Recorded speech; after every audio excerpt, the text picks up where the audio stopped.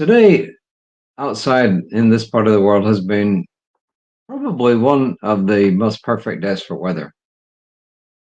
Sunshine, really nice skies, not too warm, not too cold. It's about 77 Fahrenheit, 25 Celsius.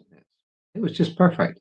I was out there helping at the local Chamber of Commerce Health and Wellness Expo, which was interesting. We had about 40 exhibits out there, all sorts of things from sort of blood pressure screening to laser treatments to vitamin B12 injections, you name it, it's a whole bunch of stuff, 50 different groups out there, a lot of exercise people. There are different kinds of exercise, electrostimulation. Yeah, it's pretty interesting. And I volunteered working there.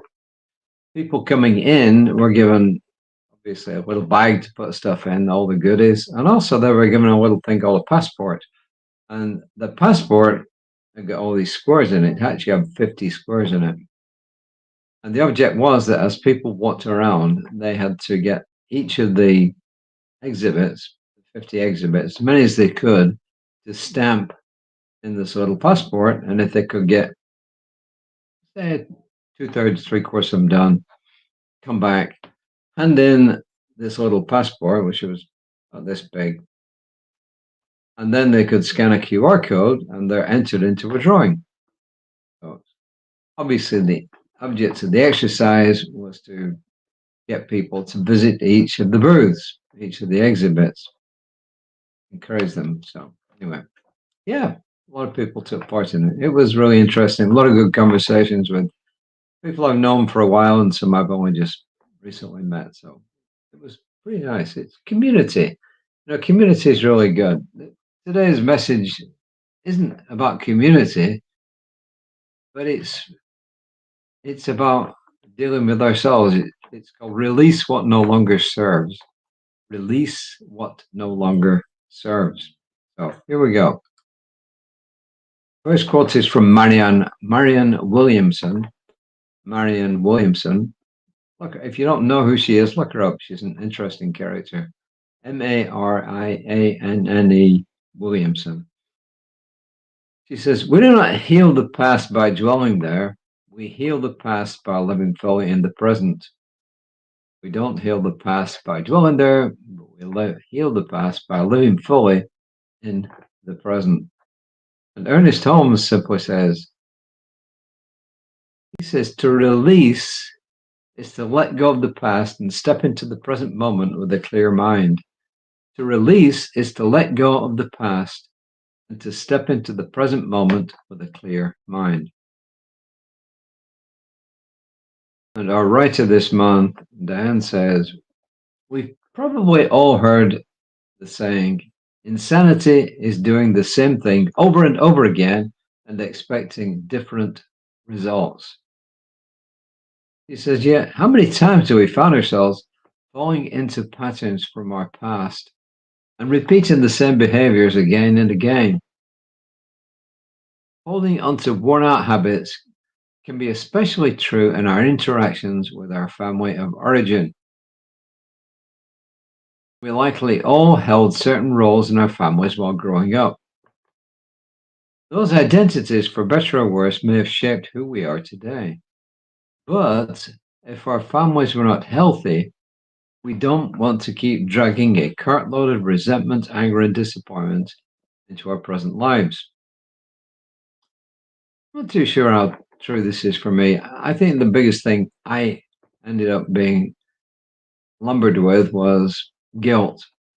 My mother was the expert in doling out guilt. Anyway, to carry on here, it can take a lot of work to heal past wounds. Perhaps that is why we revisit painful experiences and situations. Like cutting an onion, we may be attempting to peel away the many layers that influence our thoughts, beliefs, and actions. At some point, though, we must release the burdens from the past if we're to move fully into the present. When I find myself pulled back into old storylines of family drama, I I find it helpful to recognize the pattern of my own thinking and say to myself, oh, I've been there before. He says, I can see that I'm revisiting the same thing again while expecting different results. Letting go does not mean we stop loving or caring about people. Instead, it means we embrace our lives now and live fully in the present in a way that brings us peace, joy, purpose, and contentment.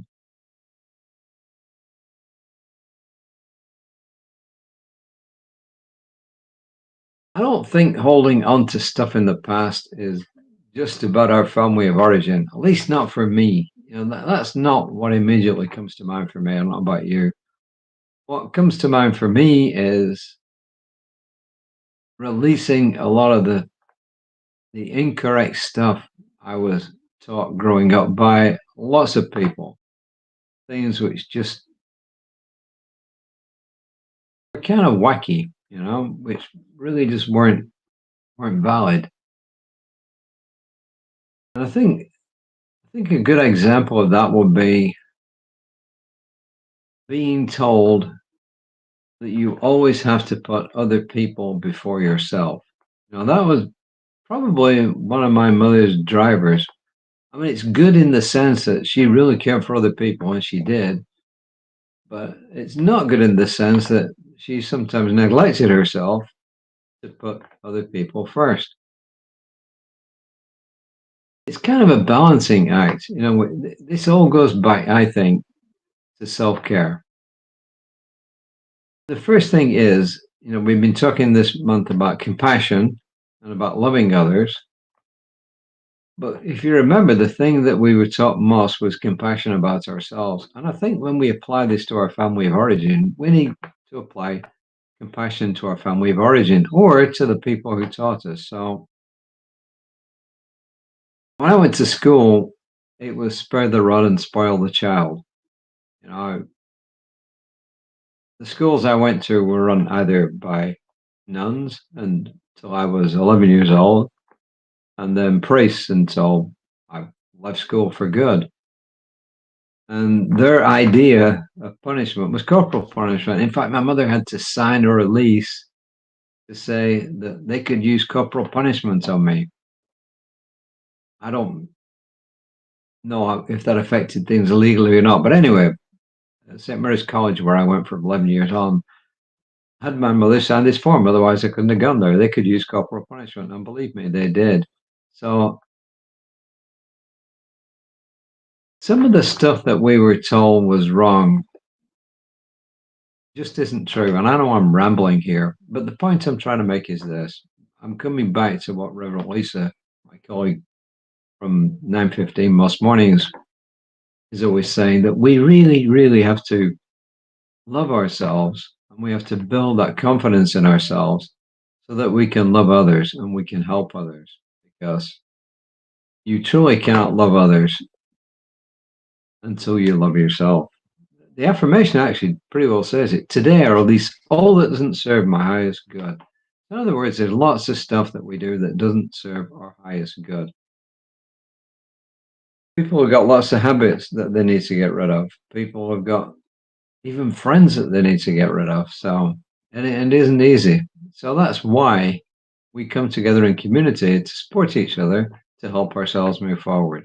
And as I said, I'm probably rambling now, but bottom line is, if you find something isn't serving you, let it go. If you need help in doing that, seek out help, whether it's to see a therapist, a psychiatrist, a minister, in our case, or a practitioner, or someone who can see the world differently than you are.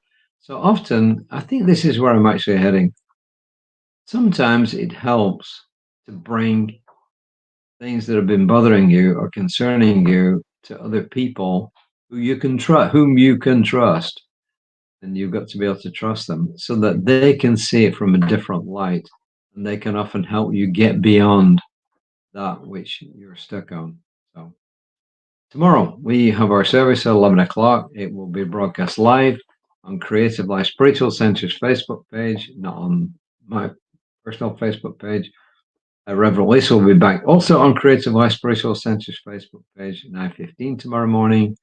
And I'll be back tomorrow at 5 p.m. on a bunch of different social media outlets.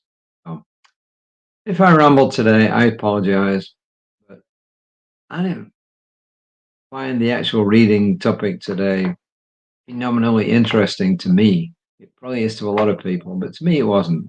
So I kind of ramble around on it, and it's okay to do that now and again, correct? So I enjoyed the expo this morning and this afternoon. I enjoy the weather. The weather was perfect. It's excellent. I really enjoyed this weather. I'm grateful for everything that I've got in life. And this is my prayer for today for everyone. I'm simply grateful for life. I'm grateful that I've been given the gift of life. I'm grateful for the body I've got. I'm grateful for my wife, our pets, house, cars. I'm grateful for the fact that we have enough to eat every day. I am truly grateful. So this is my prayer for today. It's a prayer of gratitude. I'm grateful for all the good in my life, and I'm grateful for all the good in everybody's lives. So until next time, namaste.